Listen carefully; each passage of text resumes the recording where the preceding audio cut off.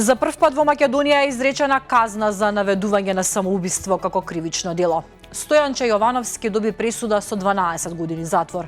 Прогласен е за виновен за загрозување на сигурноста, телесни повреди при семено насилство и наведување на самоубиство на неговата сопруга Ивана. Најавената реконструкција на владата во јуни предизвика турбуленции и во македонскиот и во албанскиот политички блок.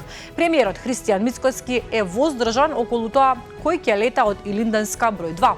Повеќе на темата од Мариела Трајковска. Инфлација од 5,7% во април. Трошоците за храна се зголемиле за 8% за една година. Во следните неколку минути, дел од најважните случувања од последните 24 часа. Утринскиот дожд го изненади Министерството за внатрешни работи.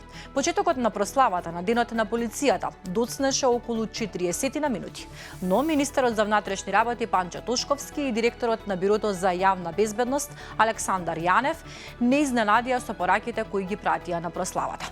Откако ги наместија на стрешниците и ги засолнија од дождот високите гости од институциите, Тошковски и Јанев пратија пораки дека никој не е над законот без селективност, без привилегии, без компромис, дека институциите повторно мора да бидат посилни од оние кои мислат дека се над законот. На прославата беше Фросина Факова Серафиновиќ. Деталите се во незиниот текст.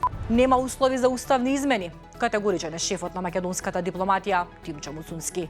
Тој нагласи дека причината за тоа е недостиг на довербата и недостиг на кредибилитет во однос на испораката кон нас како држава. Од друга страна пак, пораката на евроамбасадорот Михаилис Рокас дека Македонија е поблиску до Европската унија од што мислиме.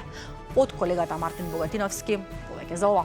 Спортската јавност се збогува со новинарот и долгогодишен спортски коментатор Сами Адеми, чиј глас со децении беше препознатлив белег на фудбалските надпревари на националната репрезентација. Студенти од Пелагонија 9 месеци чекаат исплата. Има сериозни пропусти во управувањето со домот. Дополнително загрижува фактот што според нивните информации од Министерството за образование и наука во повеќе наврати се исплатени дотации наменети за оваа цел. Дали има дефект во системот на ЈСП за плаќање билет преку мобилен телефон? До Левица пристигнале информации дека граѓаните уредно плаќаат билет преку телефон, а пораката за успешно плаќање стигнува по 20 до 30 минути. Ако во меѓувреме влезе контрола без SMS пораката, немате како да докажете дека сте платиле билет. Се појавија нови војни снимки кои прикажуваат како Иран испалува балистички проектили од рамна и целосно незаштитена локација. Целата мисија, како што се гледа на снимките, поминала без инциденти и покрај заканите од непосреден напад.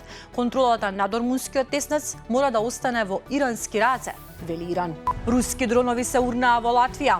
Издадено е предупредување за опасност. Нов скандал во Украина. Аферата се шири во банкарската и одбранбената индустрија. 40 патници побегнале од крузерот каде што се појави смртоносниот хантавирус откако бродот Хондиус застанал на островот Света Елена во Јужниот Атлантик. Меѓу нив била и сопругата на 70-годишниот холандски патник кој починал на бродот откако се разболел за време на патувањето.